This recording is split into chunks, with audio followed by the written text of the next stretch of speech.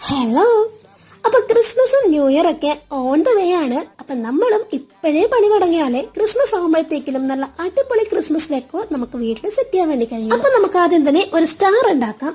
അപ്പം അതിനു വേണ്ടി എടുത്തിരിക്കുന്നത് 5 A4 ഷീറ്റ് ആണ്. 5 A4 ഷീറ്റ് നേരെ സെന്ററിൽ നിന്ന് കട്ട് ചെയ്തിട്ട് 10 എണ്ണാക്കി എടുത്തിട്ടുണ്ട്. അത് ഈ വീഡിയോ കാണിക്കുന്ന വിധം ഒന്ന് ഗ്ലൂ തേച്ച് ഒട്ടിച്ചു കൊടുക്കണം. അതിനുശേഷം ഒട്ടിച്ചതിന് മുകളിലായിട്ട് വീണ്ടും ഇതുപോലെ ഒന്ന് ഗ്ലൂ തേച്ചിട്ട് മുകളിലാക്കിയിട്ട് ഒട്ടിച്ചെടുക്കാം. അങ്ങനെ 10 എണ്ണം ഒട്ടിച്ചെടുത്തു കഴിഞ്ഞാൽ പിന്നെ നമുക്ക് ഈ വീഡിയോ കാണിക്കുന്ന വിധം ഈ ഒരു ഷേപ്പിൽ കട്ട് ചെയ്തെടുക്കണം.